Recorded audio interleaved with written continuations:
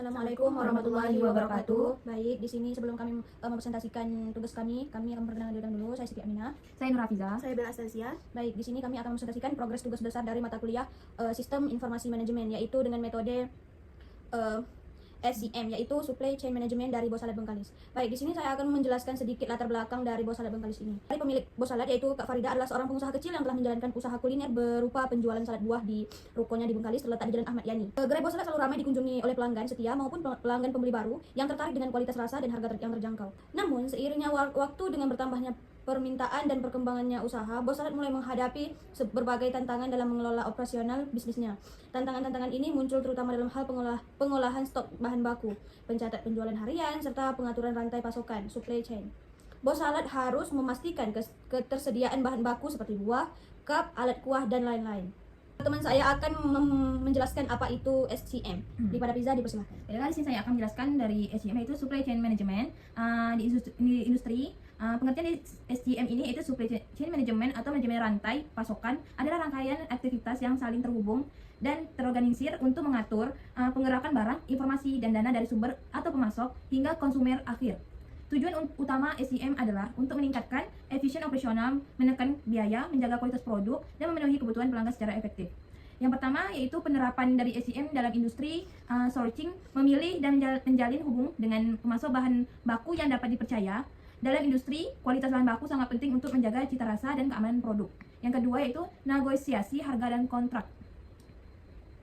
Menetapkan harga dan kompetitif dan menyusun kontrak yang menguntungkan kedua belah pihak untuk memastikan pemasokan yang stabil.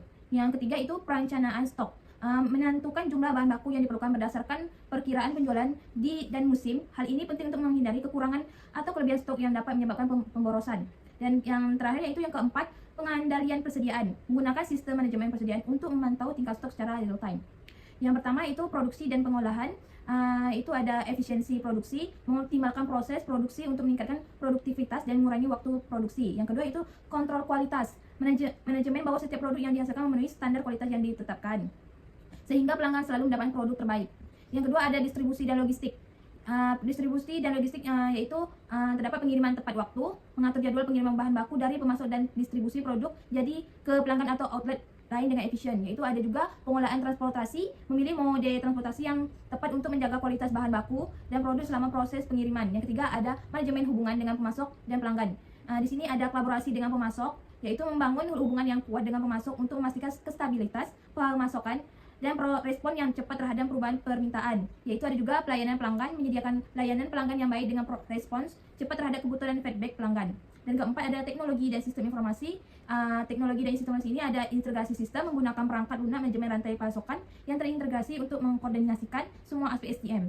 Yang kedua ada analitik dan pelaporan, menggunakan data dan analitik untuk memantau kinerja rantai pemasokan, mengidentifikasi area yang perlu diperbaiki dan membuat keputusan berbasis data. Selanjutnya untuk manfaat SCM bagi industri dibacakan oleh Bella Astasia. Baik, manfaat SCM bagi industri F&B adalah pertama, efisiensi operasional, mengurangi waktu dan biaya dalam setiap tahap rantai pasokan dari pengadaan hingga distribusi.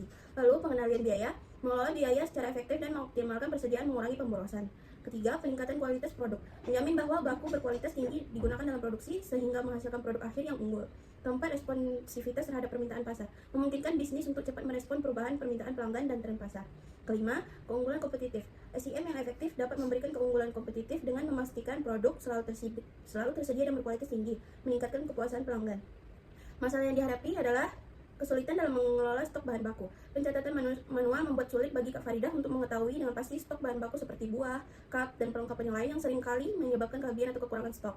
Pencatatan penjualan yang tidak terintegrasi. Admin mencatat penjualan harian secara manual, sehingga memerlukan waktu yang lama untuk merekap data dan data seringkali tidak akurat. Rantai pasokan yang tidak teratur. Admin kesulitan dalam mengatur pengadaan bahan baku dari pemasok secara tepat waktu, yang terkadang menyebabkan keterlambatan dalam produksi. Ada juga rencana solusinya adalah implementasi sistem informasi manajemen. Solusi yang diusulkan dalam menerapkan SIM berbasis SCM, Supply Chain Management, yang akan membantu Kak Faridah dalam mengelola stok bahan baku, pencatatan penjualan, dan pengelolaan pemasok. Fitur-fitur utamanya juga adalah pengelolaan stok otomatis. Sistem akan mencatat masuk dan keluarnya bahan baku secara otomatis berdasarkan pembelian dan produksi.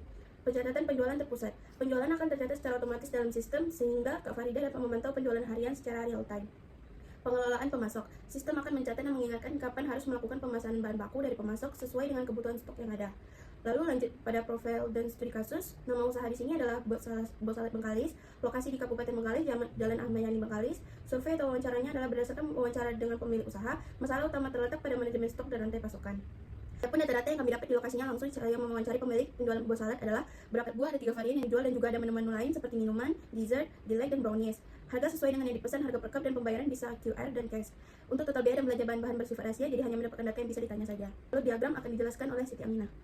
Untuk diagram ini alurnya dari pelanggan akan menuju ke sistem penjualan yaitu POS, dan dari penjualan akan menuju juga ke sistem penjualan yaitu POS.